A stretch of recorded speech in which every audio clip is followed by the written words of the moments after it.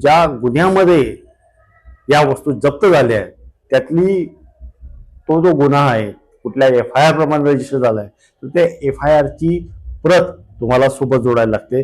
त्याचबरोबर जी मालमत्ता जप्त झाली म्हणजे तुमचं घर असेल तर 7/12 उतारा किंवा 8/10चा उतारा किंवा टॅक्स पावती, लाईट बिल, जर व्हेकल असेल तर त्याचा RCTC बुक, जर तुमची मोटरबाईक असेल तर मोटरबाईकचे सगळे कागदपत्र RCTC हे सगळं तुम्हाला कोर्टासमोर द्यायला लागतं।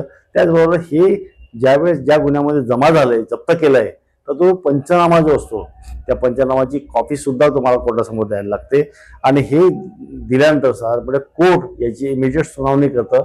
पोलिसांकडं त्या तुमच्या अर्जाची प्रत पाठवली जाते, त्यांच्याकडनं म्हणणं मागवलं जातं आणि 30 दिवसाच्या आतमध्ये तुमची प्रॉपर्टी ही तुम्हाला पुन्हा तुमच्या ताब्यामध्ये मिळते।